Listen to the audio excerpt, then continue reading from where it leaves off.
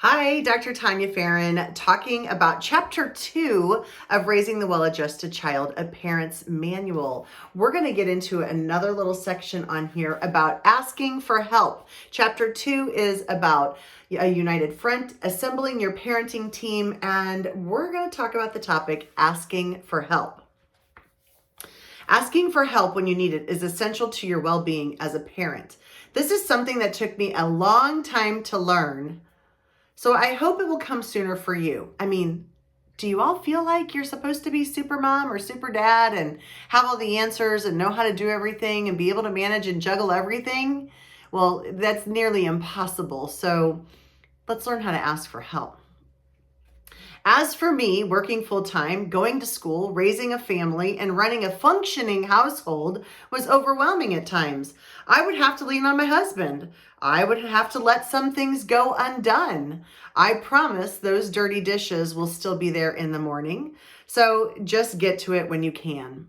I encourage you to think about the type and amount of support that you need from your partner. Allow them to lend a helping hand. As parenting partners, it is important that the responsibilities of parenting are shared. I don't think there is a magical percentage for sharing the workload of parenting. Some people expect their partners to do 100% of the work, while others expect the responsibilities to be shared evenly at 50% each. This will be different for every family, so it is a discussion that is necessary. Before you get to your breaking point as a parent, stop and consider your limits. What do you need help with? Who can help you? And it is okay to ask people for help. Now, this is probably one of the hardest things because parents oftentimes think, well, if I don't know all of the answers, then I'm a bad parent. I can't handle this parenting task or this job. But, we all need help and support in different areas of our lives, right? So think about like a professional athlete. They need a coach. They have a manager. They have an agent. All of those people help them where they need to be and how they need to get there. And so continuing to read this book and learning a little bit more about you and what you need as a parent is going to really help you on your parenting journey. So sit back and think about that. And it was something that didn't really come naturally to me.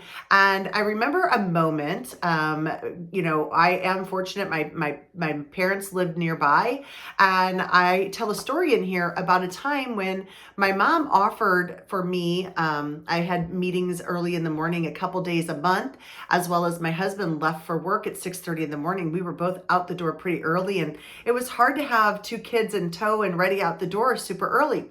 And so she offered to me, she said, how about I come over to your house and I sit with the girls and get them ready for school those 2 days that you have the early meetings, and you can just get up, walk out the door, and go straight to work. I thought I had won the lottery. I was so excited, and I said, thank you so much. You don't ever have to buy me another gift for Christmas, my birthdays, nothing. Just doing that in itself is gift enough. And you know what? My girls loved it. They still have amazing memories of spending that time with their grandmother, and, and just the funny things that she would do to get them ready to get out the door to school, and the breakfast she would make them. And it was so fun for them. So they created an amazing memory. My mom got to bond with her grandchildren, and, I got to work stress-free. I might even be able to have 2 minutes to grab a coffee on my way in or go to my classroom before my meeting, something like that. So it's really important to ask for help, but it's just as equally important to receive the help.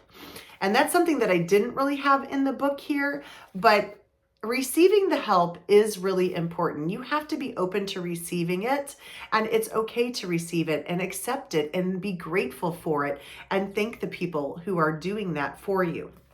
Now, I know not every family dynamic is exactly the same. That's why my program Parent to Parent is so important, because we can learn from other parents. I talk a little bit about single parenting in here. I am not an expert on single parenting, but a single parent needs to definitely have support, and they need to build and assemble a parenting team. So it's really critically important to make sure that you're going through and thinking through some of the things in here. And of course, there's questions in the back of the chapter, back of the book as well for this. And it talks about some questions back here are about some decisions that you make with your parenting team and about some boundaries that you might set. And so those are great things for you to discuss. Also in chapter 2, we do talk about boundaries. So make sure you grab that part of the book and dig into some boundaries as a parent. Well, I certainly am glad that you joined me again for the second half of chapter 2 of Raising the Well-Adjusted Child, a Parent's Manual. Again, you can catch this on Amazon, and I'm available on all forms of social media. You can look me up as Dr. Tania Farran. Thanks so much, and I know you're going to do great on this parenting journey. Keep it up.